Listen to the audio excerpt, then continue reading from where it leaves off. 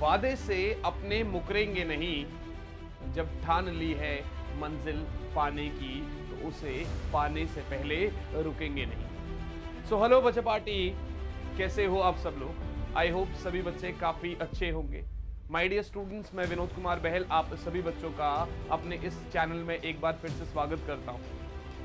Guys, आप लोगों के पास डिटेल्ड वन शॉट्स की एक प्लेलिस्ट बनी हुई है। Complete physics in 30 complete chapter in 30 minutes की एक प्लेलिस्ट बनी हुई है। आप प्लेलिस्ट सेक्शन में जाके देख सकते हैं।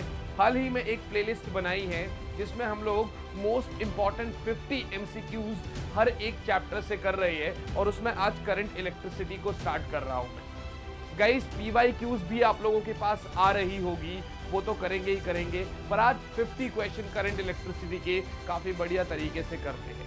इसी के साथ साथ आपको एक अपडेट देनी है, वो ये है बच्चों कि आप दो अपडेट्स है। पहली तो आप सभी बच्चों को Telegram channel physics on your tips join करना है। पहली बात तो आप सभी बच्चों को Telegram channel physics on your tips join करना है। और दूसरी बात बच्चा पार्टी कि 8 जनवरी को आप लोगों को होगा मैराथन। 8 जनवरी को आप लोगों का होगा मैराथन और इस मैराथन में हम लोग क्या करने वाले हैं, पूरी की पूरी फिजिक्स को हम फॉर्मूलाज के थ्रू रिवाइज कराने वाले हैं। तो ये काफी प्यारा मैराथन होगा आपका। क्या टाइमिंग रहेगा ये सब आपको टेलीग्राम चैनल पर अपडेट कर दिया जाएगा, तो इस टेलीग्राम चैनल को ज्वाइन करना मत भूलिएगा। राइट बच्चा पार्टी, चलिए तो यार शुरुआत करते हैं अपने बिल्कुल पहले क्वेश्चन से, जहां पर वो कह रहा है कि sir which of the following is responsible for the flow of current in a conductor. बिल्कुल बेस से उठाएंगे और धीरे धीरे ऊपर चलते चलेंगे। सर वो ये हमसे कह रहा है कि इनमें से कंडक्टर में करंट के फ्लो के लिए कौन सा पॉसिबल है। तो अगर आप ध्यान से देखोगे तो आपके लिए फ्री इलेक्ट्रॉन्स, क्योंकि कंडक्टर के अंदर मिलियंस ऑफ फ्री इलेक्ट्रॉन्स होते हैं और वो पॉसिबल है। देखिए, ऐसे वन वर्ड क्वेश्चंस नहीं है, सारे न्यूमेरिकल्स है बहुत सारे, और ऐसा देख के टिक नहीं करेंगे, प्रॉपर सॉल्व करेंगे उसके बाद आगे बढ़ रहे होंगे।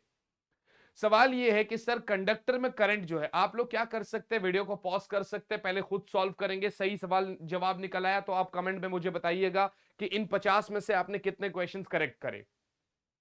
अगर आप देखोगे तो सर करंट ऑलरेडी इसने दे रखा है हमें। इसने क्या कर रखा है, हमें करंट की वैल्यू दे रखी है कितनी, 2t plus 3t square, 2t plus 3t square. और ये कह रहा है sir electric charge flowing through a section of the conductor during इतना 2 से लेकर 3 सेकेंड में चार्ज कितना फ्लो होगा। सर हमें पता है I is equals to d q by d t होता है। Sir I equals to d q by d t होता है, तो डी क्यू बराबर I into d t. Sir d q बराबर I इंटू डी टी, और I can say 2t plus 3t square into d t, या फिर 2 बाहर निकला। तो आप एक बात बताओ, मुझे तो q चाहिए, तो dq का इंटीग्रेशन कर लो।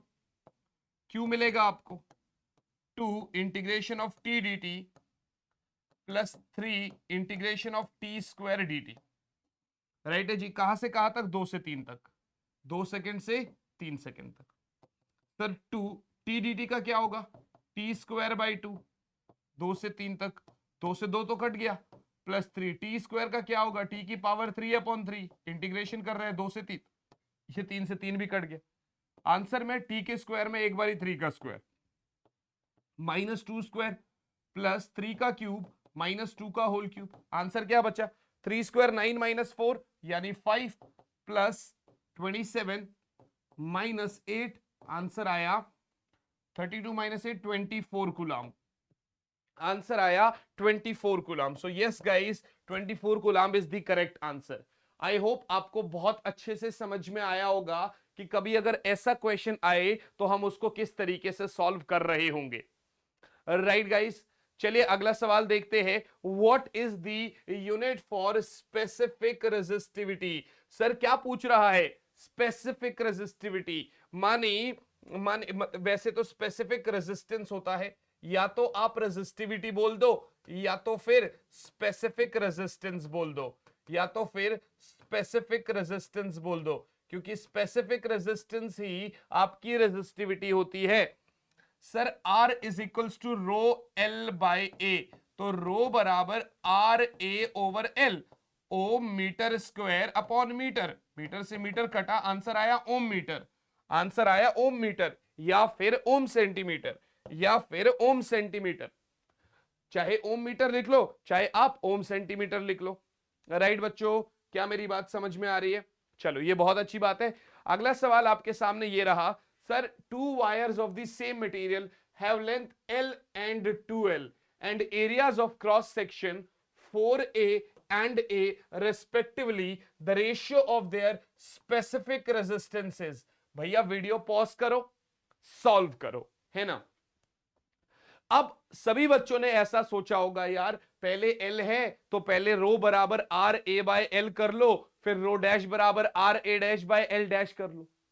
गाइस आपको यह बात पता होनी चाहिए कि स्पेसिफिक रेजिस्टिविटी जो है, जो स्पेसिफिक रेजिस्टेंस जो है, that is the property of nature of material. Dimensions पर वो डिपेंड ही नहीं करता। इधर डायमेंशंस बदले हैं, मटेरियल सेम है। अगर सेम मटेरियल है तो भैया इसका रेशियो तो 1:1 नहीं हो जाना चाहिए था।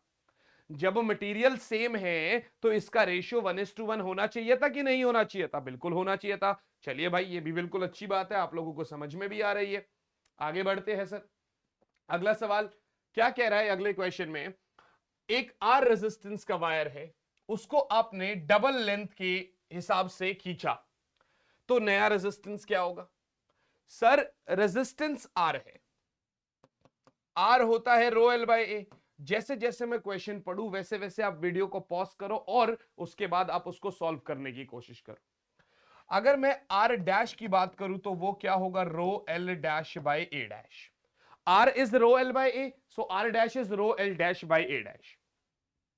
तो आपका आर डैश क्या हो गया? रो 2L अपॉन, अब ए डैश क्या होगा? हम वैसे तो मान लेते हैं कि डबल लेंथ है तो एरिया हाफ हो जाएगा, पर इस केस में बेटा वॉल्यूम हमेशा सेम होती है, तो इसका मतलब एरिया इंटू लेंथ बराबर ए डैश, नया लेंथ कितना है? दुगना 2L।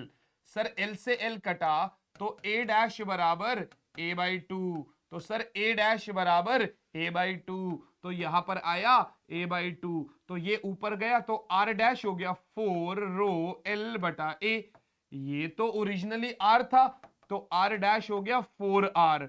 इसका मतलब सर रेजिस्टेंस जो है वो 4 गुना बढ़ा अगर आपने लेंथ को दुगना कर दिया। तो अगर लेंथ डबल होगा तो रेजिस्टेंस 4 टाइम्स हो जाएगा। क्या ये बात समझ में आती है आपको? Yes guys. अगला सवाल, चूज द करेक्ट स्टेटमेंट। एक करेक्ट स्टेटमेंट चूज करिए। When we heat a semiconductor its resistance increases. आप दिमाग में सोचिएगा, पहले ही आपने एक कॉन्सेप्ट पढ़ा था इस चैप्टर में मेरे साथ कि सर जब हम रेजिस्टेंस बढ़ाते हैं, जब हम रेजिस्टेंस बढ़ाते हैं तो पार्टिकल्स की वेलोसिटी बढ़ती है, उनका कोलिजन जल्दी होता है, तो उनका रिलैक्सेशन टाइम घटता है।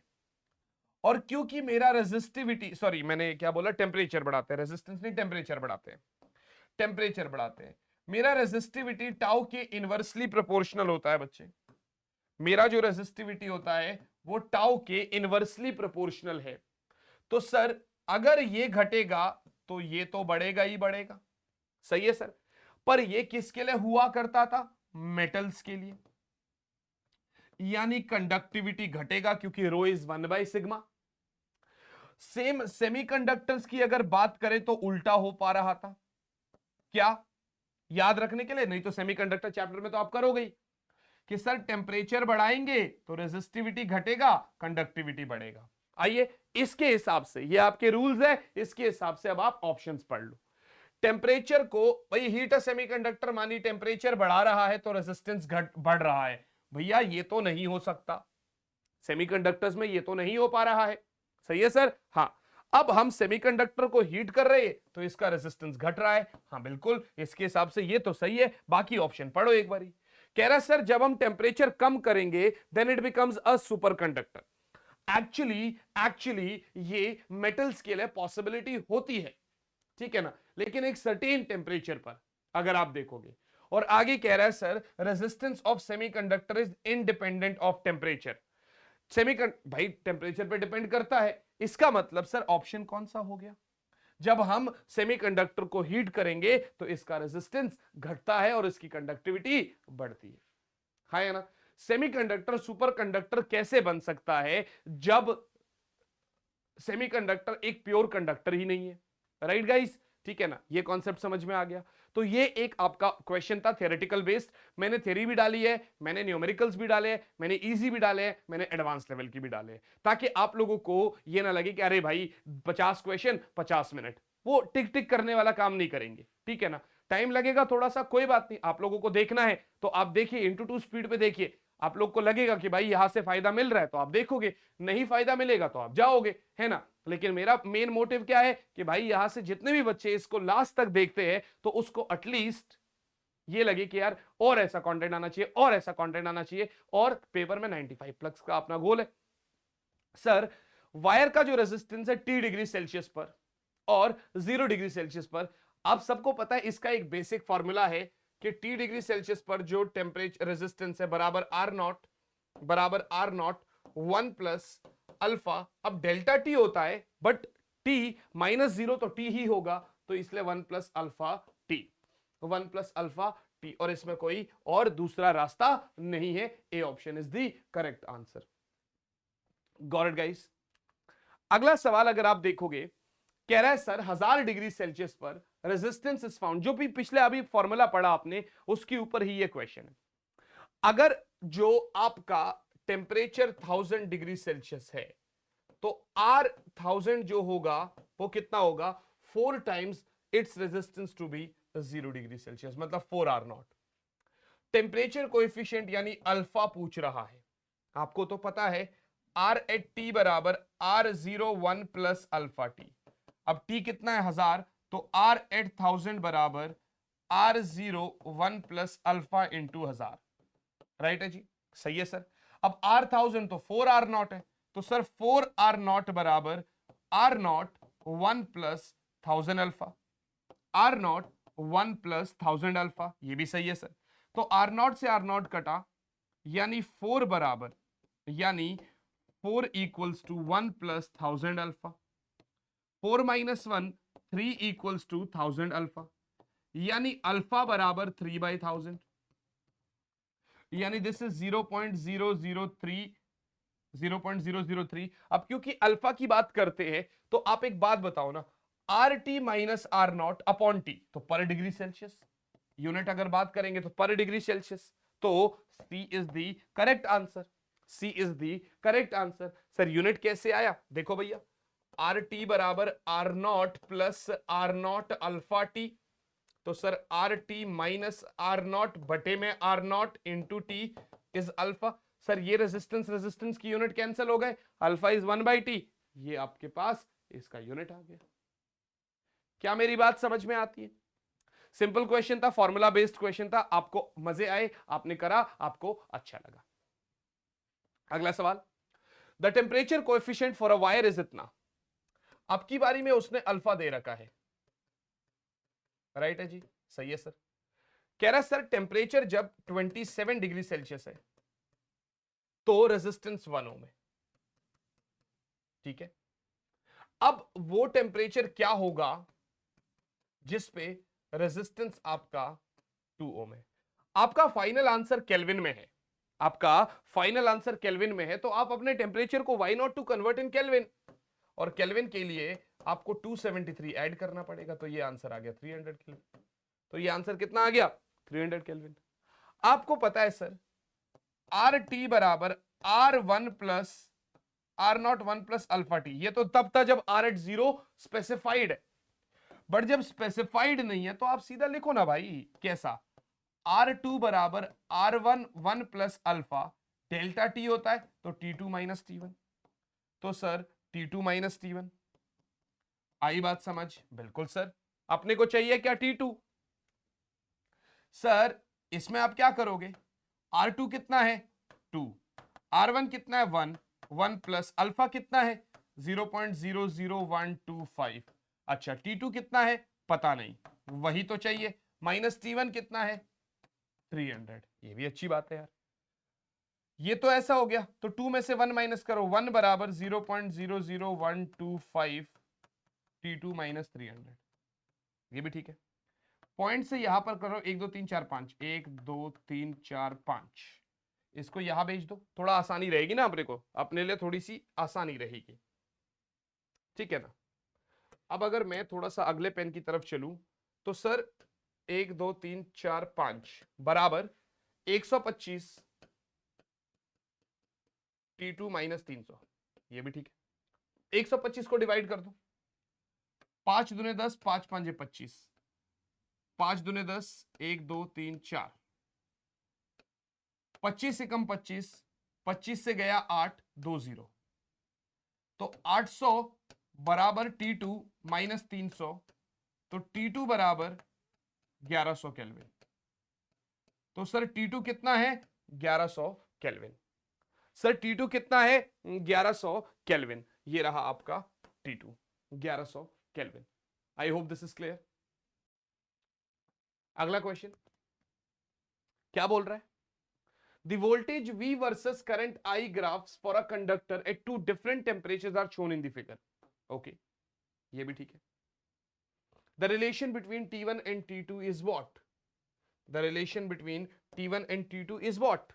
T1 और T2 के बीच में क्या रिलेशन है? देखो, आपको पता है सर, आपको पता है sir V is equals to IR होता है, तो V over I is R, यानी यहां पर जो स्लोप है वो R है। तो बड़ा स्लोप किसका, ये वाला, ये स्लोप 1 है और ये स्लोप 2 है, और आपको दिखाई दे रहा है कि sir slope 1 is greater than slope 2, मानी resistance 1 is greater than resistance 2, यानी यही से पता चला कि sir R1 is greater than R2। और आपको तो पता है if temperature increases resistance increases, तो जिसका रेजिस्टेंस ज्यादा उसका टेम्परेचर भी ज्यादा, माने T1 is greater than T2, माने T1 is greater than T2। और अगर ऐसी बात है, अगर ऐसी बात है तो आप सीधा सीधा लिख दो भैया T1 is greater than T2। A option is the correct answer, A option is the correct answer. I hope this is clear, right बच्चों। चलो अगला question, IV characteristics of a copper wire of length and area is इतना the slope of the curve becomes। देखो बच्चों, अभी तक वो VI curve बोल रहा था, अब उसने IV कर्व दे दिया, V बराबर IR, तो I over V is R, I over V is 1 by R, तो I over V is 1 by R। इसका मतलब ये स्लोप क्या है, स्लोप क्या है भैया 1 बाय R। मानिए कि अगर रेजिस्टेंस बढ़ेगा तो स्लोप घटेगा, रेजिस्टेंस घटेगा तो स्लोप बढ़ेगा, राइट। ये आपने अपनी अजम्पशन, आपने अपने हिसाब से सब कुछ लगा दिया। अब आप चलते हैं कॉन्सेप्ट के ऊपर कि भाई हम उसको कैसे कर सकते हैं, भाई हम उसको किस तरीके से और कैसे कर सकते हैं। गॉट इट गाइस, राइट बच्चों। हाँ, तो आपका अब पढ़ते हैं जरा टॉपिक्स, मतलब ऑप्शंस। पहला कह रहा है sir slope will more if the experiment performs at higher temperature. भैया अगर टेम्परेचर ज्यादा तो रेजिस्टेंस ज्यादा, और रेजिस्टेंस ज्यादा तो स्लोप कम। गलत हो गया, हाँ sir. More if a wire of steel of same dimension is used. Steel की वायर आप यूज कर रहे हो, डायमेंशन सेम है। 2 मिनट होल्ड करो भाई, इसको 2 मिनट होल्ड करो। अगले में देखो, more if the length of the wire is increased, resistance is directly proportional to length. भैया लेंथ बढ़ाओगे तो रेजिस्टेंस बढ़ेगा, रेजिस्टेंस बढ़ेगा तो स्लोप घटेगा। गलत हो गया ये भी, हाँ। Less if the length of the wire is increased, length बढ़ाओगे रेजिस्टेंस बढ़ेगा तो स्लोप घटेगा, तो इसका मतलब ये ऑप्शन सही है। देन व्हाट दिस, कोई नीड ही नहीं है इसकी भाई। समझ में आया कि नहीं आया? समझ में आया कि नहीं आया? है ना बच्चों? कोई प्रॉब्लम वाली बात तो नहीं है, right? I hope this is very very clear to you. ये भी अपना एक क्वेश्चन सॉल्व। अगला, दो रेजिस्टर्स है R1 R2, वो पैरेलल में कनेक्टेड है।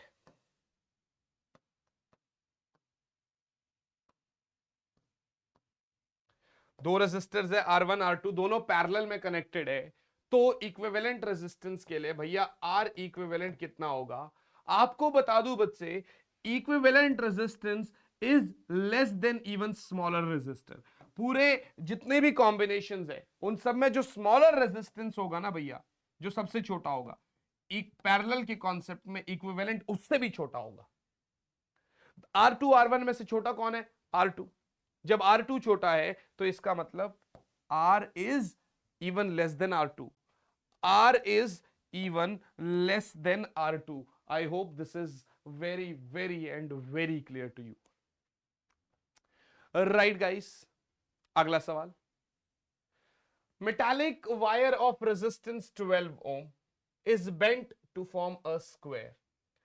12 ओम का रेजिस्टर का एक वायर है, एक स्क्वायर के फॉर्म में बेंट कर दिया। चार साइड्स में बेंट होगा तो ये 1 2 3 4, 12 को जब आप 4 में डिवाइड करोगे तो क्या हो जाएगा सर? 3 3 3 और 3। अब वो कहता है the resistance between the two diagonal points would be, A और सी के बीच में रेजिस्टेंस क्या होगा? कुछ ये ऐसे है तो इधर क्या बन गया? 3 और 3 6। इधर क्या बन गया? 3 और 3 6। ये आपके डायगोनल पॉइंट्स हो गए, है ना? तो अगर इस केस में देखोगे तो 6 और 6 क्या हो जाएगा भैया? 6/2 यानी 3 ओम। यानी डायगोनल्स के बीच में रेजिस्टेंस कितना मिलेगा आपको? 3 ohm. I hope this is very clear. Simple था, कोई बहुत बड़ी बात तो थी नहीं कि भाई बहुत ही टफ है हमारे लिए। अगला question, the magnitude of I in ampere is, अब ये क्वेश्चन थोड़ा सा आपको ब्लर दिख रहा है, मैं आपको बता देता हूं यहां पर क्या क्या गिवन है। 60 ओम, पहला तो क्या दे रखा है? 60 ओम। आई 15 ओम, 5 ओम, 1 एम्पेयर, 1 एम्पेयर,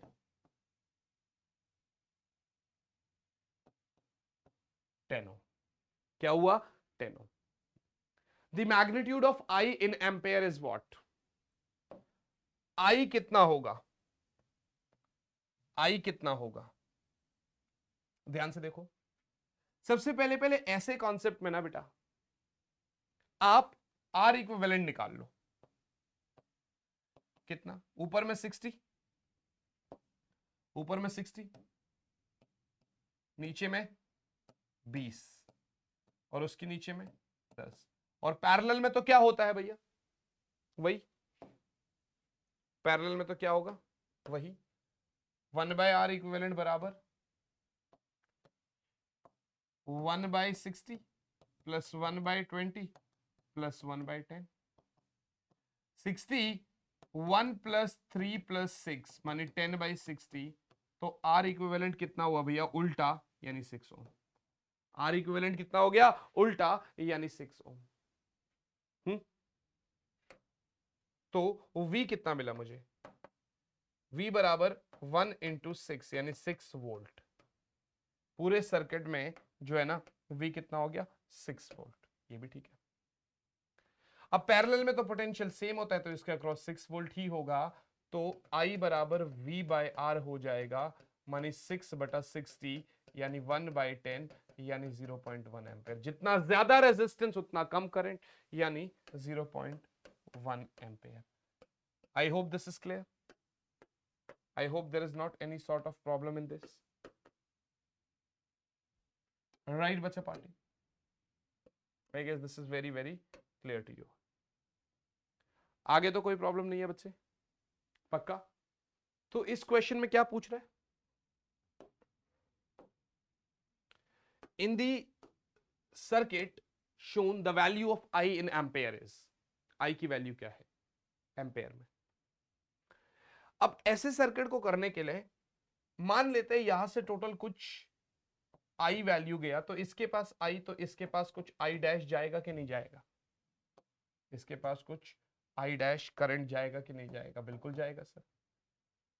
पहले तो आप इसको सॉर्ट करके आई निकाल लो, फिर आई और आई डैश निकाल लेना, इजी है फिर तो। कैसे सॉर्ट होगा ये? कुछ इस तरीके से मैं बता देता हूं। ये 4 वोल्ट है, ये 1.6 ओम है, 4 तो ये है ही है। अगर मैं देखूं तो ये कितना बना, 2 और 2 और 4 6 हो गया। तो ये कुछ ऐसे नहीं बन गया आपका 4 और 6। इस 4 और 6 का इक्विवेलेंट क्या बनेगा? 4 6 24 बाई 4 प्लस 6 10, यानी 2.4 ओम। तो ये आपका जो बन रहा है सिस्टम में वो कुछ ऐसा बन रहा है 2.4 ओम। लेकिन करंट क्या होगा? आई। करंट क्या निकलेगा? आई। So now R total is 2.4 plus 1.6 plus 1.6 which is 4 ohm. Now R total is 4 ohm. Potential 4 volt है, तो I बराबर V बाय R, तो ये आ गया 4 बाई 4 यानी 1 एम्पेयर। अभी 1 आते ही ना बच्चे क्या कर देते, सीधा 1 पे क्लिक कर देते, पर 1 तो स्मॉल आई है, 1 तो स्मॉल आई है आपका। हमसे क्या पूछा? Capital I. अब एक कॉन्सेप्ट देखो यार, इधर कितना है? 2 और 4 6, इधर कितना है? 6, यानी ये कुछ इस तरीके से 6 इधर आई जा रहा है आपका, ऊपर वाले में 4 है और उधर आई डैश जा रहा है आपका। अब पोटेंशियल तो पैरेलल में सेम होगा, इसका मतलब sir 6 I will B 4 I dash. हाँ सर, तो आई बराबर 4 बाई 6 आई डैश, मानी अच्छा आई डैश, आई पूछ रहे हैं तो आप आई डैश को लो ना, फिर आई को क्यों लोगे आप? फिर आप आई डैश को ले लो। So I dash will be 6 I by 4 मानी 3 by 2 I. I dash is 3 by 2 I, ये भी ठीक है। अब आपका आई किसके बराबर आ रहा है? आई डैश प्लस आई के बराबर, मानी आई बराबर यानी 1 एम्पेयर बराबर, यानी 1 बराबर आई डैश कितना? 3 बाई 2 आई प्लस आई, यानी 1 बराबर 5 बाई 2 आई। यहां से पता चला आई बराबर 2 बाई 5, 2 बाई 5 मानी 0.4 एम्पेयर, मानी 0.4 एम्पेयर। और ये रहा आपका फाइनल आंसर। ये गड़बड़ मत करना जो भी आप यहां पर देख पा रहे हो, कुछ बच्चे सीधा 1 पे क्लिक कर देते, 1 आंसर आता। 1 इज नॉट द आंसर। आई पूछा था, आई डैश पूछेगा तो क्या करोगे? 3 बाई 2 इंटू 0.4, 3 बाई 2 इंटू 0.4 मानी 0.6, या 1 में से माइनस कर दो। Got it guys? कॉन्सेप्ट समझ में आ गया? अगला सवाल। अगला सवाल कहता है the potential difference between the points A and B of the circuit shown below is. एक बारी आप देखो, मैंने ऐसे क्वेश्चन डाले जिससे आपके कॉन्सेप्ट क्लियर हो। ये भी 5 ओम है, ये भी 5 ओम है, ये भी 5 ओम है, ये भी 5 है, ये भी 5 है, ये भी 5 है, ये ए है और ये बी है। और ये कह रहा है सर ए और बी के बीच में पोटेंशियल, पोटेंशियल कितना है? ये बैटरी का ईएमएफ कितना है? 2 वोल्ट। अब इसको देखने का नजरिया कुछ ऐसा है कि भैया इसके अक्रॉस भी देखो, मान लेते हैं ये, इसको ऐसा लिखते हैं, जरा डायग्राम को रीड्रॉ करो। ऐसा बना सकता हूं मैं डायग्राम को। ये आपका क्या है भैया? ए और सी। ये क्या है? बी पॉइंट है। और बाकी नीचे तो क्या है? उससे उससे क्या लेना देना? ये 2 वोल्ट है, 5 5 and 5। I hope this is clear. ये तो समझ में आ गया आपको। ए और बी के बीच में पोटेंशियल डिफरेंस पूछ रहा है, ए और बी के बीच में। पैरेलल में तो सेम होगा, बट इधर क्या होगा, इक्वल इक्वल डिवाइड होगा क्योंकि रेजिस्टेंस इक्वल है। तो इधर कितना 2/3, इधर कितना 2/3, इधर कितना 2/3। बट ए और बी पूछा, तो v अक्रॉस ए बी क्या होगा 2/3 प्लस 2/3 यानी 4/3 यानी 4/3 वोल्ट। बोलो बच्चों, क्या ये बात आपको समझ में आ रही है? क्या यहां तक आपको क्लियर है बेटा? यस और not guys? I hope this is very very clear to you all. अगला सवाल,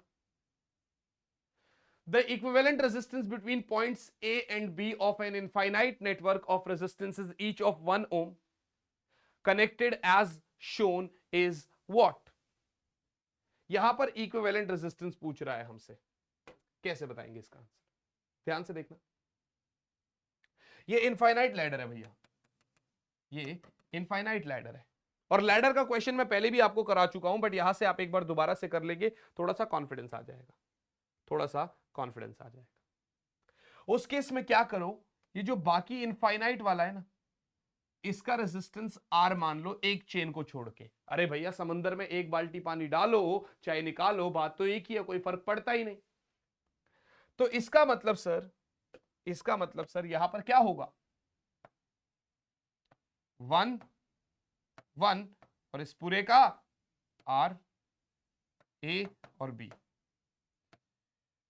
और अब इस पूरे का भी आर ही मान के चलना, क्योंकि एक बाल्टी डालो निकालो एक ही, क्या ही फर्क पड़ता है। तो ये कुछ इस प्रकार से हो गया आपका, दैट दिस इज योर 1। तो आर अक्रॉस ए बी क्या होगा, चलो यही बता दो। एक तो ये 1, इन दोनों का पैरेलल यानी कितना 1 into R upon 1 plus R, right है जी। और आर अक्रॉस ए बी भी आर है, तो आर बराबर 1 plus R by R plus 1, right है जी। तो आर बराबर एलसीएम ले लो, R plus 1 plus R upon R plus 1, ये भी ठीक है। क्रॉस मल्टीप्लाई मारो, तो सर यहां से मिलेगा आर इंटू आर प्लस 1 बराबर 2r प्लस 1, यही तो है sir. R square plus R बराबर 2r प्लस 1।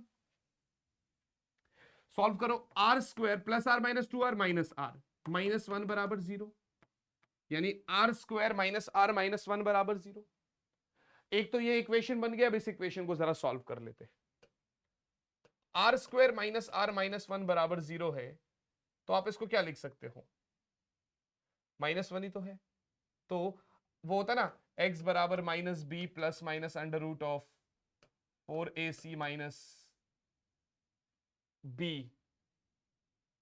यही होता ना, minus B plus minus under root of 4ac minus B square by 2a, ऐसा ही तो होता है, ठीक है। तो यहां पर आप क्या करोगे, r बराबर minus of -1 plus minus root of 4 into 1, a is 1, c is -1,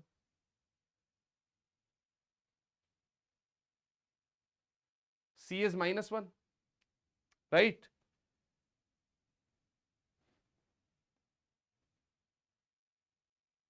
x बराबर minus B plus minus root में 4ac minus B square by 2 है। फॉर्मूला तो सही है ना, हाँ फॉर्मूला तो सही है। सो 4ac, c is -1,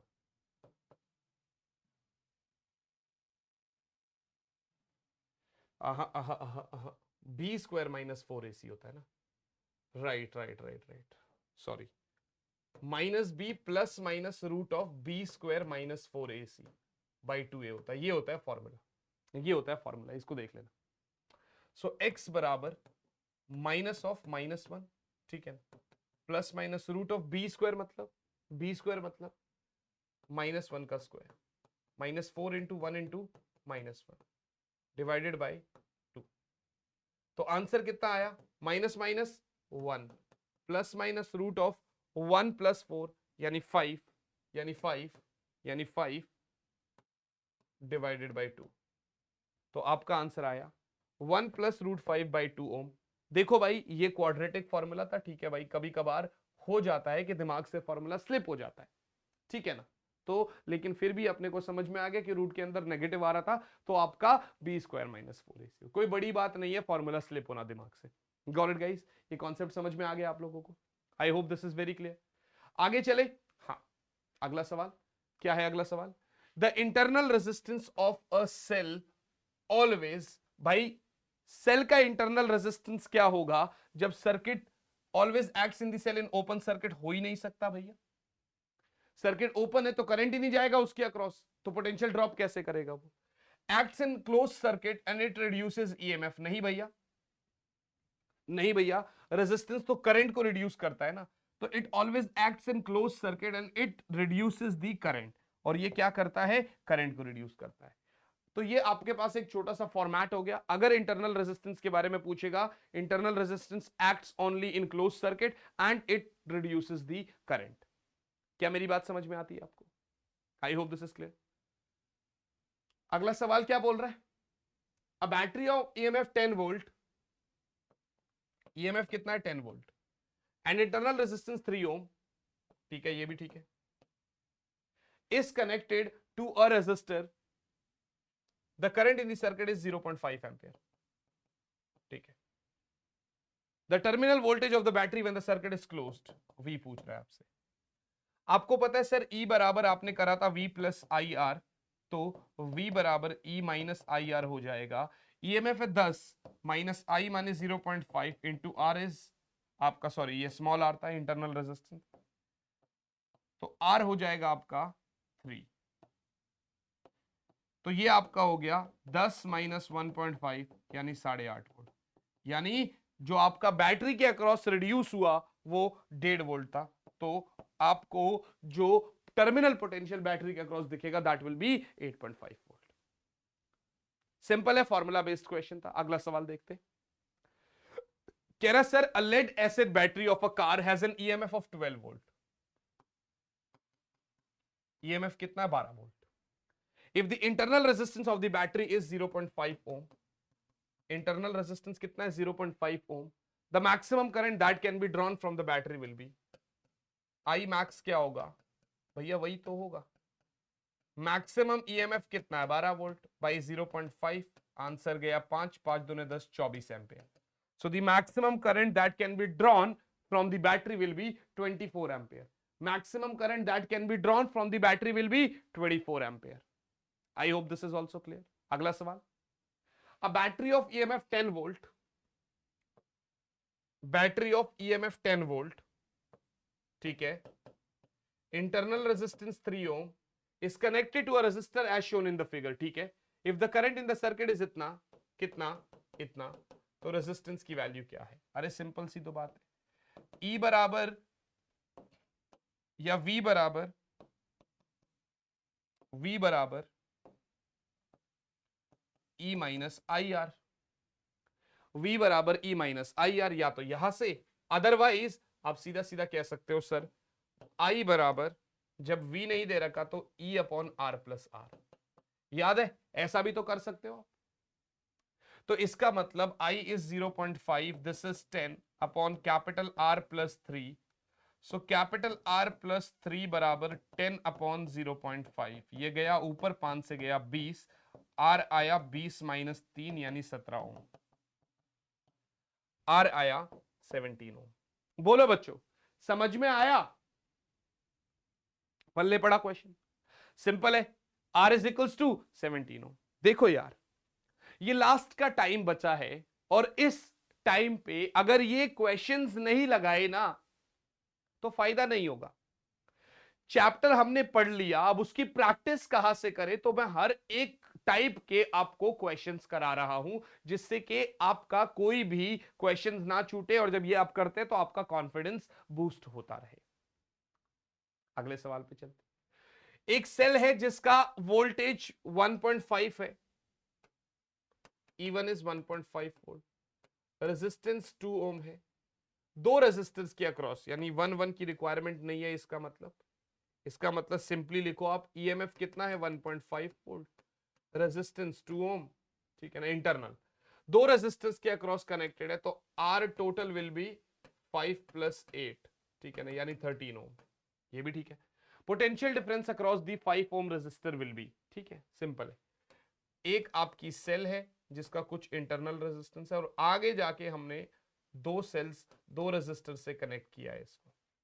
ये है आपका 2 ओम 1.5 वोल्ट, ठीक है, सही है सर। यहां से करंट जाएगा। पहली बात तो आप एक बात बताइए, I will be what, E upon R equivalent, मानी 1.5 अपॉन आर टोटल कितना होगा भाई, आर टोटल कितना होगा भाई, 13 + 2, यानी 1.5 बटे में 15, यानी 0.1 एम्पेयर। करंट कितना हुआ, 0.1 एम्पेयर। इसके अक्रॉस पोटेंशियल पूछ रहा है, तो V is equals to I R, मानी 0.1 इंटू 5, यानी 0.5 वोल्ट, यानी 0.5 वोल्ट। ये रहा C option. I hope this is very very clear to you all.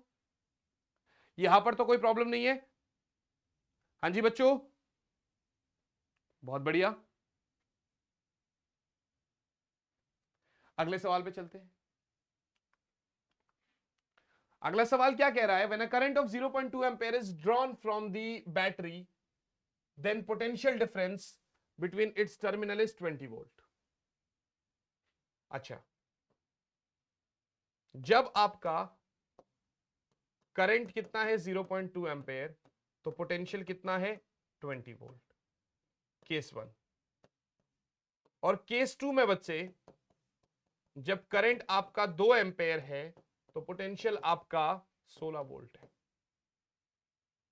आपसे क्या पूछ रहा है sir, the EMF of the battery, EMF पूछ रहा है। इस केस में भी आप क्या कर दोगे सर, V बराबर E माइनस आई आर, यानी 20 बराबर E माइनस 0.2 इंटू आर।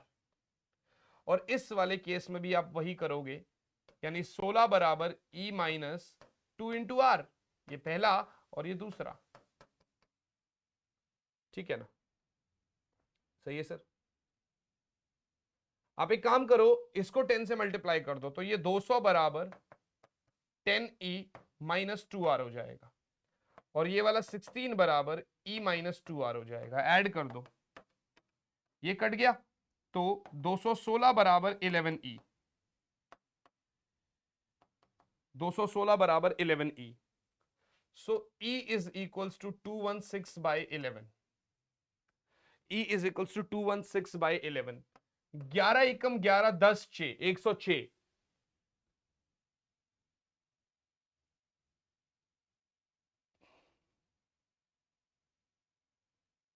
एक मिनट होल्ड करना, कुछ गड़बड़ तो नहीं कर दी हमने, ध्यान से देखो जरा आके।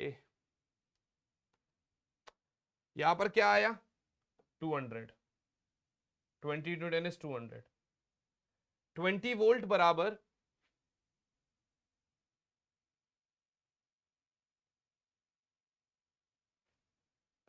एक मिनट रुको जरा, 20 वोल्ट बराबर E minus 0.2 into R, right, इतना ही है। और 16 बराबर E माइनस 2 इंटू आर, ये भी ठीक है। इसको 10 से मल्टीप्लाई करूंगा, तो ये आपका कितना हो जाएगा, 200 बराबर 10E माइनस 2R, बिल्कुल ठीक है, 10E माइनस 2R।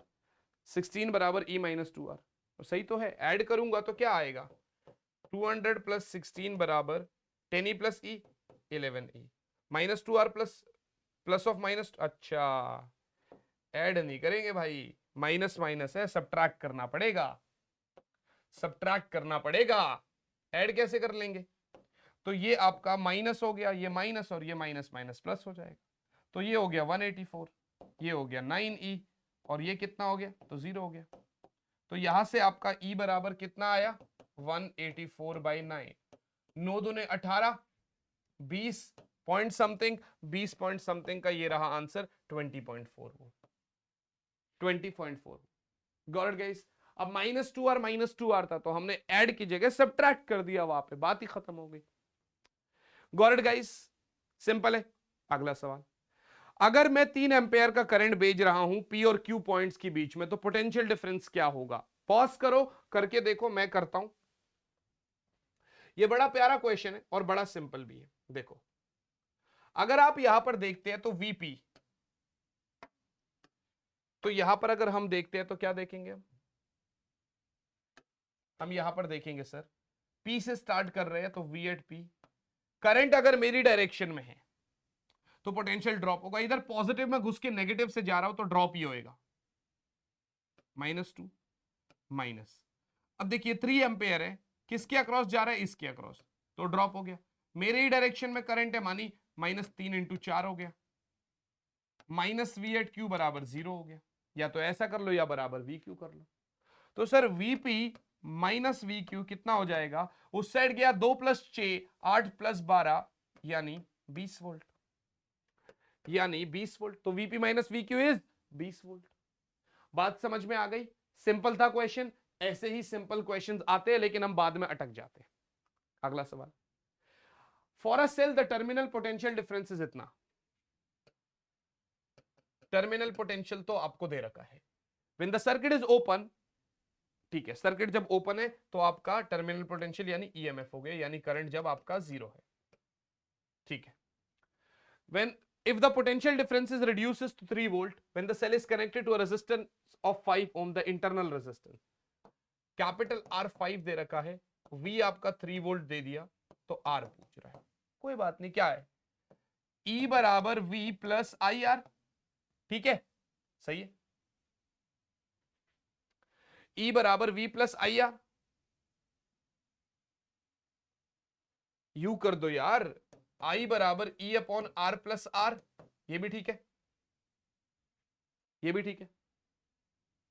तो इंटरनल रेजिस्टेंस ही तो पूछ रहा है। पहले तो आप सिंपली यहां से करंट निकाल लो, V बराबर IR भी तो होता है। ठीक है सर, I बराबर V अपॉन R, मानी 3/, सारी पॉसिबिलिटी तो ढूंढोगे ना भैया। तो 0.6 एम्पेयर हो गया करंट। बस अब तो स्मॉल आर आ ही जाएगा। कैसे? 3.6 बराबर 3 प्लस 0.6 इंटू आर। तो सर 0.6 बराबर ये, तो आर क्या आ गया? 1 ओम। 0.6 बाय 0.6 इज 1 ओम। तो इंटरनल रेजिस्टेंस कितना आ गया भैया? 1 ohm. I hope this is very very clear to you all. Simple question था ये वाला। पक्की बात है, कर पा रहे हो आप लोग? आगे बढ़ते, अगला सवाल। A cell supplies a current of 0.9 ampere. Cell जो है वो 0.9 एम्पेयर का करंट सप्लाई कर रहा है थ्रू अ 2 ओम रेजिस्टर।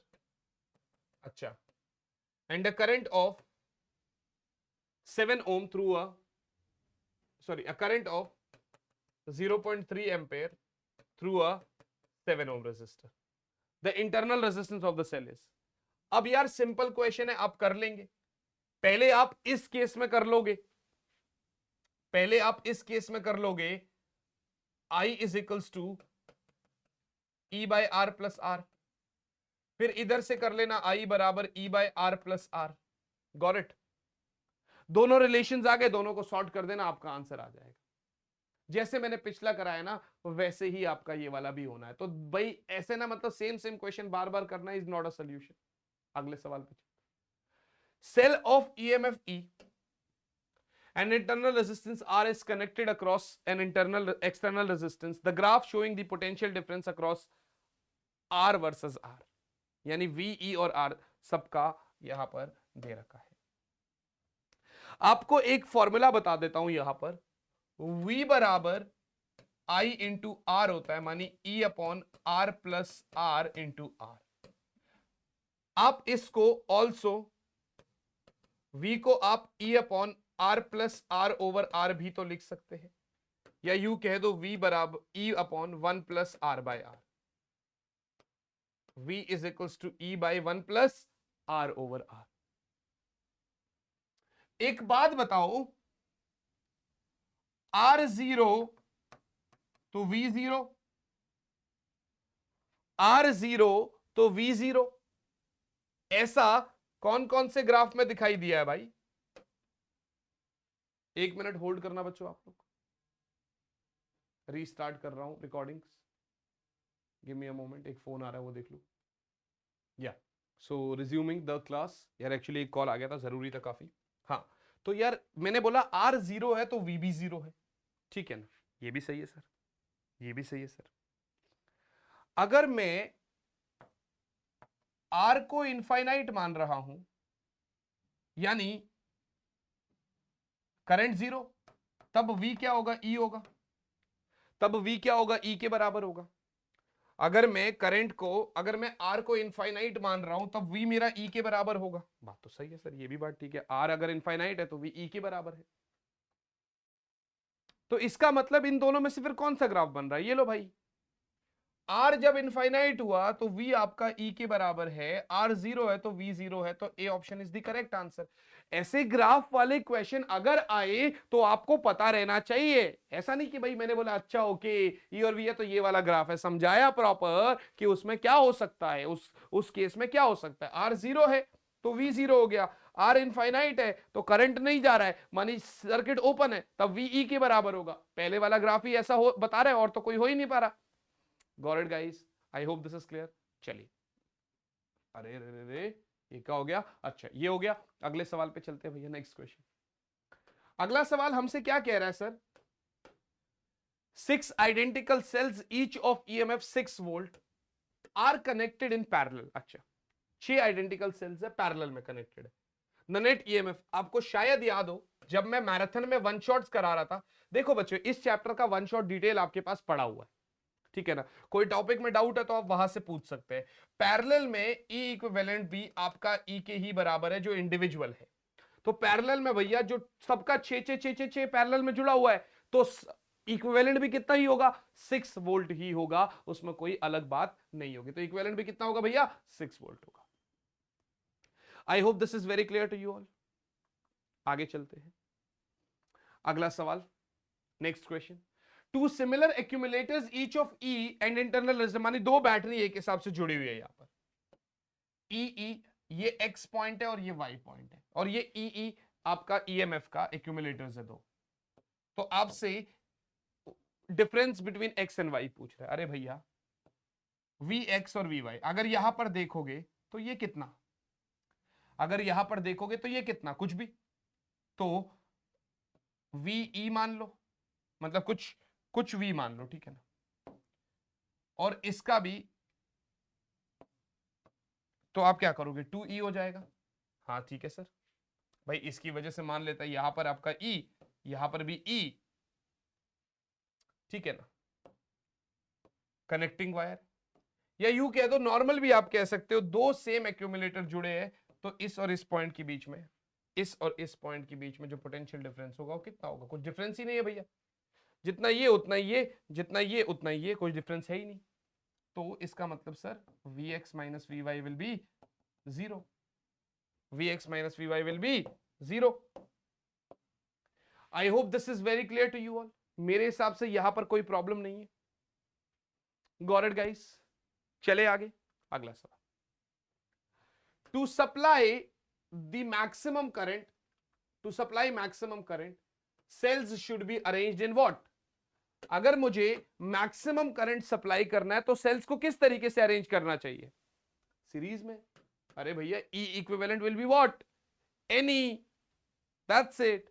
अगला सवाल कह रहा है sir battery consist of variable number of identical sales, ठीक है, हर एक का इंटरनल रेजिस्टेंस कुछ R है, बैटरी के टर्मिनल को शॉर्ट सर्किट कर दिया तो I और नंबर ऑफ सेल्स पे क्या फर्क पड़ेगा, ग्राफ कैसा बनेगा। आप कह रहे हो सर E बराबर I बाई आर, E बराबर I बाई आर, यस और नॉट। तो I बराबर E बाई आर, सॉरी मैंने उल्टा लिख दिया, I बराबर E बाई आर, ये ऐसा हो गया। N सेल्स के लिए EMF क्या हो जाएगा, एनी इंटरनल रेजिस्टेंस क्या हो जाएगा, NR। चाहे आप कितनी भी सेल्स लो, करंट तो E बाई आर के ही बराबर आएगा। इसका मतलब I तो N पे डिपेंड ही नहीं कर रहा, और जब ऐसी बात है, जब I N पे डिपेंड ही नहीं कर रहा, तो भैया ये एक कांस्टेंट ग्राफ है, N पे कोई डिपेंडेंसी नहीं है करंट की। C is the correct answer. अगर ऐसा क्वेश्चन भी पूछे तो आपको पता रहना चाहिए भाई आप कैसे आंसर दोगे। Got it guys? आइए आगे बढ़ते हैं अगले सवाल की तरफ। The current flowing through a lamp marked as 50 volt 50 watt 250 voltage. Potential कितना है? 250 वोल्ट। पावर कितना है? 50 वॉट। अब इसका तो फॉर्मूला पता ही है सबको, P बराबर वी आई, तो I is equals to P upon V, मानी 50 बाई 250, 5 से गया 5, 1/5, 0.2 एम्पेयर। कुछ कुछ तो फॉर्मूला बेस्ड है, तो आपको फॉर्मूला बेस्ड करने हैं। कोई टॉपिक में डाउट है तो आप डिटेल्ड वन शॉट में जाओ, वहां पर सारे टॉपिक्स एक्सप्लेन्ड है बहुत प्यारे तरीके से। अगला सवाल, अगर resistance is made 4 times keeping potential difference across it constant, then the number of times heat produce. देखिए हीट का फॉर्मूला क्या होता है, या तो आई स्क्वायर आर टी या फिर हीट बराबर V square by R T. यहां पर करंट कांस्टेंट है, यहां पर पोटेंशियल कांस्टेंट। अब क्योंकि आपका वी कांस्टेंट है तो हीट किसके इनवर्सली प्रोपोर्शनल है भैया? आर के। आप कह रहे हैं आर डैश बना 4R, तो एच डैश क्या होगा? 1/4। तो एच डैश क्या हो जाएगा भैया? 1/4। क्या बात समझ में आ रही है? नया हीट क्या होगा? पुराने हीट का 4 टाइम्स डिक्रीज हो जाएगा, 1/4। Got it guys? अगला सवाल, a hot electric iron has a resistance of 80 ओम, ठीक है, and is used on a 200 volt source. अच्छा, रेजिस्टेंस 80 ओम है और पोटेंशियल 200 वोल्ट है। The electrical energy spent in it, time 2 घंटे है। इलेक्ट्रिकल एनर्जी माने हीट पूछ रहा है, एनर्जी बोलो हीट बोलो एक ही बात। क्या होगा भैया? V square by R into T. जी सर, यानी 200 इंटू 200 बटे में 80, और टाइम जो है वो क्या होगा? वॉट आवर है, तो 2 घंटा ही मल्टीप्लाई मार। 0 से 0 गया, 2 एकम 2, 2 चरे 8, 2 से गया 10 तो 2 बचा, 2 से गया 10 तो आंसर आया 100। कुछ गड़बड़ कर दी क्या?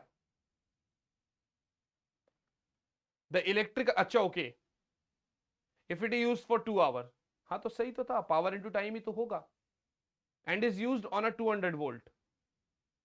दोबारा से कैलकुलेशन करूं क्या? अभी देखते हैं।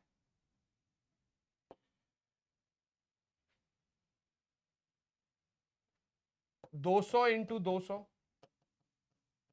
Divided by 80 into time is 2। 0 से 0 कटा, 2 चारे 8, 2 से गया 10, 2 दूने 4, 2 से गया 100। हाँ तो ठीक तो है, 1000 वॉट आवर आया, मेरा पहले 100 आ रहा था पता नहीं क्यों। ठीक है, 1000 वॉट आवर आ गया। 1000 watt hour is the correct answer. इतनी एनर्जी यूज हो गई 2 घंटे में। अगला सवाल, the heat produced by 100 watt heater in 2 minute is equals to. अब सेम है यार, पावर 100 वॉट है, टाइम आपका 2 मिनट है, टाइम आपका 2 मिनट है। जूल पता क्या होता है? Joule is watt second, power into time, time is in second. तो एनर्जी क्या हो गया भैया? पावर इंटू 2 मिनट मानी 1 मिनट में 60 सेकेंड, 2 चिक 12, 1 2 3, तो आंसर कितना आया? 12,000 जूल, यानी 12 into 10 raise to the power 3 joule, यानी 12 into 10 raise to the power 3 joule. I hope this is clear. आगे बढ़े, if percentage change in current through a resistor is del R by R into 100 is 1, sorry, del I current, ठीक है, then change in power यानी del P by P into 100 पूछ रहा है। Sir एक बात बताओ, पावर बराबर I स्क्वायर R, रेजिस्टेंस में कोई चेंज बोला नहीं, तो del P by P into 100 will be what? 2 into del I by I into 100, resistance में कुछ नहीं बोला, 0 डाल दो, तो ये हो गया 2 इंटू कितना? 1% है ना, तो 2 इंटू 1 यानी 2%, यानी 2%। सिंपल है, क्या कॉन्सेप्ट लगा? Chapter 2 class 11th units and measurement वाला कॉन्सेप्ट, एरर वाला कॉन्सेप्ट जब हम पढ़ा करते थे, याद आया? सिंपल है, कोई प्रॉब्लम वाली बात तो नहीं है। अगले सवाल पे चलते हैं। अगला सवाल क्या कहता है? 5 ampere current is set up in an external circuit by 6 volt. भैया करंट 5 एम्पेयर है, पोटेंशियल 6 वोल्ट है, storage battery for 6 minutes, time है 6 मिनट, यानी 6 इंटू 6 यानी 360 सेकेंड। ये भी ठीक है। एनर्जी पूछ रहा है भाई। अरे भैया एनर्जी क्या होगा? वी आई टी, चाहे आई स्क्वायर आर टी, चाहे V square by R into T, चाहे V I T. 6 into 5 into 6 into 60, 6 5 30 into 360, 36 into 3 into 100, 3 6 18, 3 3 9, 10,800, यानी 1.08 into 10 raise to the power 4 joule. Answer आपका आ गया। सिंपल है। एक ही टाइप के 4 4 5 5 सवाल भी करवा रहा हूं जिससे कि आपको बेनिफिट मिल सके, जिससे कि आप आसानी से क्वेश्चंस कर सको। अगला सवाल, A 1250 watt heater, a 1250 watt heater operates at 115 volt. Voltage कितना? 115। पावर कितना? 1250 वॉट। पावर कितना? 1250 वॉट। तो रेजिस्टेंस क्या होगा भैया? अरे भैया पावर बराबर वी स्क्वायर बाय आर, मानी 115 इंटू 115 बटे में 1250। सॉल्व करना पड़ेगा, कर लो। 5 दूने 10, 5 तिया 15, 5 दूने 10, 5 पंजे 25, 250, 5 से गया 23, 5 से गया 5 पंजे 25, 250 इंटू 2 और कर लो, नीचे भी 2 कर लो, 100 हो जाएगा। आंसर आ गया 23 इंटू 46 डिवाइडेड बाई 100। कर लो एक बारी, चलो अब तुमने इतना करा दिया तो ये भी कर ही लो। 3 6 18, 3 4 12 13, 2 6 12, 1 2 4 8 9। अच्छा एक मिनट, 2 6 12, 2 1 2 4 8 9, हाँ ठीक है। 8 2 3 5 0, 1058, ऐसा कुछ आ रहा है क्या? तो 1058 बाई 100 यानी 10.58, जिसको आप ऑन एन एवरेज इतना ओम बोल सकते हैं कि नहीं बोल सकते? लगभग 10.6 ओम। आप इसको लगभग 10.6 ओम बोल सकते हैं कि नहीं बोल सकते? पहले तो आप ये बता दो। बिल्कुल बोल सकते हैं भाई, कोई दिक्कत ही नहीं है। अगला सवाल, A 30 volt 90 watt lamp is to be operated on a 120 volt DC line। अच्छा वोल्ट है 30, ये अच्छा, ये बड़ा प्यारा क्वेश्चन है, ठीक है ना? इसको पहले खुद से करना, मुझसे मत देखना, पहले खुद से करना, बड़ा प्यारा क्वेश्चन है। पावर है 90 वॉट, ठीक है, is to be operated on a 120 volt DC line, ठीक है, 120 वोल्ट लाइन पे ऑपरेट कर रहे हैं। For a proper glow a resistor of कितना ohm should be connected in series with the lamp? देखो भाई पहले तो आप P बराबर वी स्क्वायर बाय आर कर लो। तो R क्या हुआ? वी स्क्वायर बाई पी, मानी इस लैम्प का रेजिस्टेंस कितना है? 30 इंटू 30 बटे में 90, 0 से 0, 3 से गया ये, तो आंसर आया 10 ओम। रेजिस्टेंस कितना है भैया? 10 ओम। यानी अगर ऐसी बात है, अब आप इस 10 ओम रेजिस्टेंस वाले लैम्प को इतने पे यूज करेंगे फॉर सेफ्टी,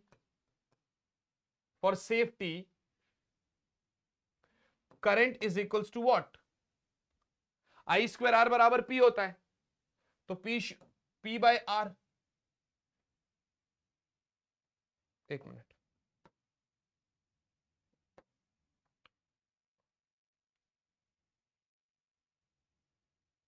एक मिनट, ये तो 10 ओम है ना? हाँ ठीक तो है, ठीक है।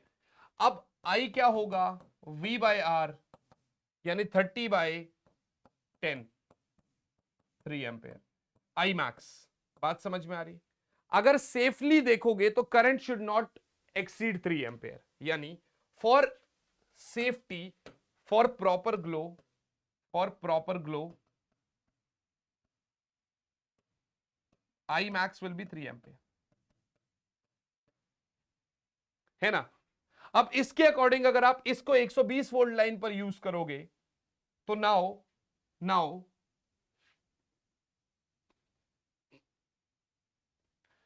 V बराबर I इंटू आर डैश, तो R dash is equal to 120 बटे में 3 यानी 40 ओम, यानी नया रेजिस्टेंस इतना होना चाहिए, आपका 10 है, होना इतना चाहिए। तो R dash will be 10 plus जो मुझे ऐड करना है, जो मुझे ऐड करना है एडिशनल, तो R additional will be what 40 minus 10 यानी 30 ओम। बात समझिए आप क्या बोल रहा है वो, कह रहा है सर मेरे वाले जो लैंप का रेजिस्टेंस है वो तो 10 ओम है, किसी को रिपीट देखना तो भाई पीछे जाके देख लेना, है ना, ये रिकॉर्डेड वीडियो है तो ऐसा मैं रिपीट नहीं कर सकता। सेफ्टी के ग्लो करने के लिए आपका maximum current should be 3 ampere, इससे ज्यादा नहीं एक्सीड करना चाहिए। तो वहां से मैंने नया रेजिस्टेंस निकाला, उस अकॉर्डिंग अगर मैं 120 वोल्ट पे यूज करूंगा तो इतना रेजिस्टेंस तो होना चाहिए ताकि करंट को रोक सके ना भाई। 40 ओम होगा तो मैक्सिमम करंट 3 एम्पीयर जाएगा। 10 ओम के अकॉर्डिंग देखा जाए, 10 ओम के अकॉर्डिंग अगर देखा जाए तो आपका current will be 12 ampere which is very harmful, वो तो आपका सर्किट खराब कर देगा, लैंप खराब कर देगा। तो आपको 30 ओम रेजिस्टेंस इसमें ऐड करना पड़ेगा। अब आर डैश 40 आते ही बहुत सारे बच्चे 40 पे क्लिक कर देते हैं, दिस इज नॉट राइट, क्योंकि आपका 10 तो ऑलरेडी है, आपको ऐड कितना करना है 30। उसने क्या बोला कि इतना resistance should be connected in series with the lamp, इतना सीरीज में ऐड करना पड़ेगा। Got it guys? I hope this is very very clear to you all, right बच्चों? आगे चले अगले सवाल की तरफ।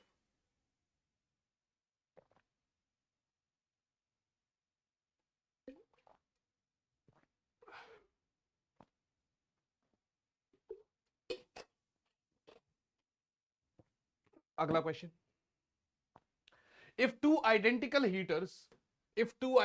heaters each rated as 100,000 watt itna volt are connected in parallel to itna volt, then the total power consumed is, भैया parallel में अगर आपको बताऊं तो power effective is P1 plus P2 plus dash dash dash dash Pn, series में P bye N हो जाएगा, parallel में NP, तो ऐड हो जाएगा 1000 प्लस 1000 मानी 2000 वोट, टोटल पावर कंज्यूम कितना होगा 2000 वोट। याद रखना पैरेलल में पावर ऐड होगा, सीरीज में पावर डिवाइड हो जाएगा। अगला सवाल, 3 आइडेंटिकल बल्ब्स है, हमने सीरीज में कनेक्टेड कर दिए, अच्छा तो पावर सीरीज क्या होगा P/3, ठीक है sir. Then these together dissipate a power P, यानी कि ये जो पावर सीरीज है वो P है, ये जो पावर सीरीज है वो P है, तो P कितना हुआ P इंडिविजुअल बाई 3 जो पहले आया होगा, राइट है ना, ठीक है ना। If now the bulbs are connected in parallel then power dissipated will be, अब पावर पैरेलल क्या होगा N into P, N into P यानी 3P, यानी 3P, और P की जगह P इंडिविजुअल बाई 3 यानी 3 इंटू P इंडिविजुअल बाई 3।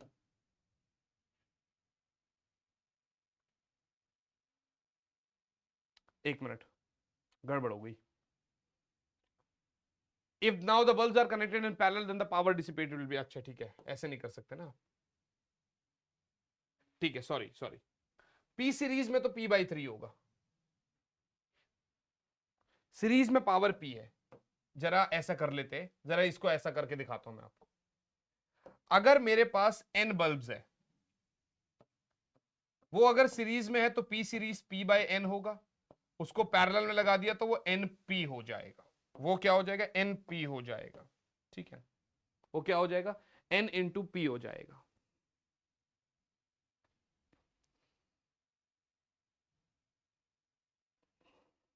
वो N इंटू P हो जाएगा। अब वो कह रहा है सर बल्ब्स को मैंने पैरेलल में कनेक्ट कर दिया तो अब पावर कितना होगा, यानी 3 इंटू P इंडिविजुअल, ये भी सही है सर, सही है, 3 बल्ब है ना, तो 3 इंटू P इंडिविजुअल, और P बराबर P इंडिविजुअल बाई 3 था, तो P इंडिविजुअल कितना होगा 3p, हर एक बल्ब का पावर कितना होगा 3p, तो ये हो गया 3 इंटू 3p यानी 9p। बात समझे, पैरेलल में 3 इंटू इंडिविजुअल बल्ब का power, P1 P individual plus P individual, series में P इंडिविजुअल बाई 3, तो P इंडिविजुअल कितना हो गया 3p के बराबर, क्योंकि सीरीज तो P के बराबर है, तो इंडिविजुअल की जगह 3p डाल दो तो 9p is the correct answer. Concept अगर आपको पता है तो आप राजा है, आपसे कोई भी क्वेश्चन सॉल्व करने को बोलेगा आप कर लेंगे, कॉन्सेप्ट नहीं पता तो प्रॉब्लम तो होगा ही होगा। अगला सवाल, किरचॉफ्स लॉ आ गया, किरचॉफ्स के बाद व्हीटस्टोन ब्रिज, दैट्स इट, यानी दो टॉपिक्स पेंडिंग है, किरचॉफ्स और व्हीटस्टोन, मेरे हिसाब से 20 मिनट में निपट जाएगा। Domestic electrical wiring has 3 wires, हमारे घरों में 3 वायर होते हैं भाई, red, black, green. Live neutral earth सबको पता है, लाइव न्यूट्रल अर्थ सबको पता है, कर लेंगे, सिंपल क्वेश्चन था भाई, ये तो 10th क्लास का सवाल दे दिया इन्होंने।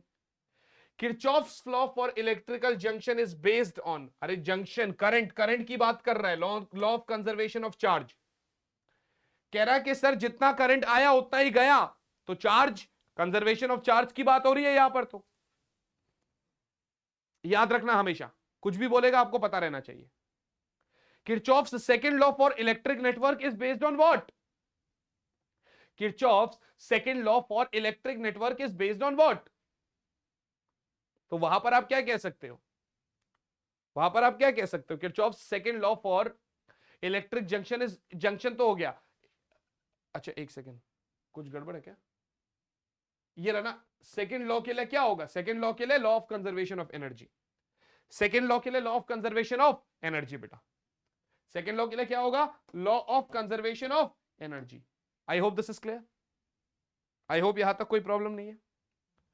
इन the given circuit current distribution I की वैल्यू क्या है, इस डिस्ट्रीब्यूशन में आई की वैल्यू क्या है, भाई देखो गया कितना आई और 4 और 2, बाहर कितना गया 5 प्लस 3, तो जितना आया उतना गया, आई बराबर 8 माइनस 6, आंसर आया 2 एम्पेयर,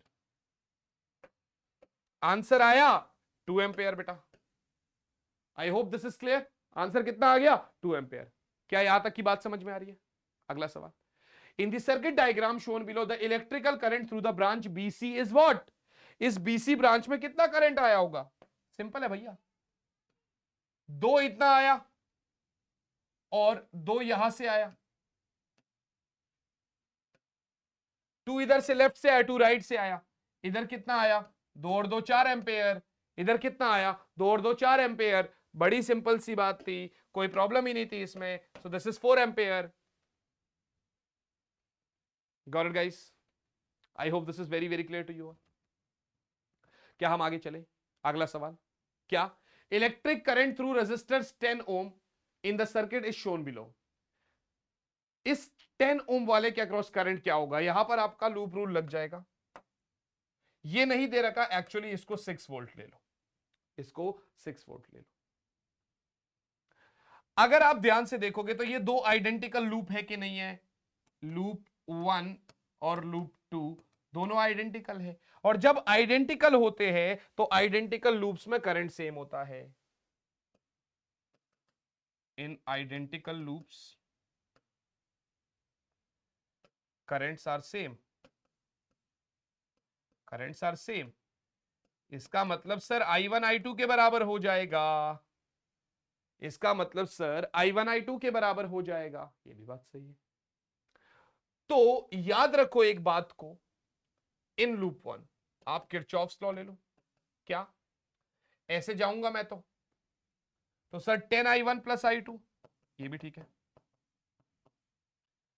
प्लस 2 I1 बराबर 6, 10 I1 I2 बराबर है तो 2 I1 ही ले लो इसको, प्लस 2 I1 बराबर 6, तो 22 I1 बराबर 6, तो I1 बराबर 6 बाई 22 एम्पेयर, है ना, I1 I2 बात तो बराबर है, I2 भी इतना ही आ गया, तो I1 प्लस I2 कितना होगा भैया 6 बटा 22 प्लस 6 बाई 22, 12 बाई 22, 6 बाई 11,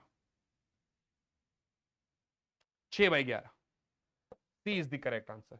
क्या आंसर आ गया भैया? 6/11 ampere. I hope this is very clear to you all. The answer is 6/11 ampere. अगला सवाल। 12 बजे मेरी क्लास है, 11:40 हो गए रिकॉर्डिंग करते करते ही। The value of I1 is what? I1 की वैल्यू क्या है यहां पर? अगर आप देखोगे तो I1 की वैल्यू क्या है यहां पर? सिंपल है भाई, लूप ले लो यहां से, एक को ऐसे ले लो और दूसरे वाले को ऐसे ले लो। पहले आप खुद सॉल्व करो किरचॉफ्स लॉ को। मैं ये बोलता हूं मेरी डायरेक्शन में आप जाते हो मेरे अकॉर्डिंग, तो क्या हो जाएगा? 40I1, हाँ, प्लस 30I, एक मिनट, I3 और ये इतना उल्टा हो गया। 40 में तो I3 आ रहा है ना, तो सर 40I3 प्लस 30I1 बराबर कितना होगा? 40, बराबर 40। 0 0 0 काट दो तो आपका आंसर आया 4I3 प्लस 3I1 बराबर 4। एक तो ये आ गया। लूप 2 में जाओगे तो ऐसा आओ, यानी 40I3 प्लस 40I2 बराबर, आप 40 पॉजिटिव से आए नेगेटिव पे गए, क्या होगा? आप पॉजिटिव से निकले प्लस 40, और आप नेगेटिव की तरफ गए तो भी पॉजिटिव ही होता है, नेगेटिव से निकलते तो नेगेटिव होता, तो 120 हो गया। तो ये कितना हो गया आपका? ये आपका 120 हो गया। 0 0 0 काट दो, 4 4 काट दो, ये 3 बच जाएगा। सो I3 प्लस I2 बराबर 2 आ गया। एक और इक्वेशन बन गई। 4I3 प्लस 3I1 बराबर 4। काट किसको करना है? अच्छा, इधर I1 है और इधर I2 है, ठीक है। दोनों में I3 है, I3 को कट कर दो। आपसे क्या पूछा? I1 की वैल्यू पूछा है ना। अच्छा, ठीक है। और I3 जो है वो किसके बराबर है? I3 तो इधर आ रहा है, वो I1 प्लस I2 के बराबर है। I3 is equals to I1 plus I2। ये भी सही है। पुट कर दो इक्वेशन आ जाएगी। कैसे? इसमें पुट करोगे तो क्या होगा? ये आ जाएगा आपका 4I1 plus I2 plus 3I1 बराबर 4, यानी 4I1 plus 3I1 7I1 plus 4I2 बराबर 4। एक तो इक्वेशन ये आ गई, कौन सी? 7I1 plus 4I2 equals to 4, और एक ये I1 plus I2 plus I2 बराबर 2, यानी I1 प्लस 2I2 बराबर 2। I1 प्लस 2I2 बराबर 2, ये भी सही है। मल्टीप्लाई कर दो इसको किससे? 2 से। मल्टीप्लाई कर दो इसको किससे? 2 से। तो क्या हो जाएगा?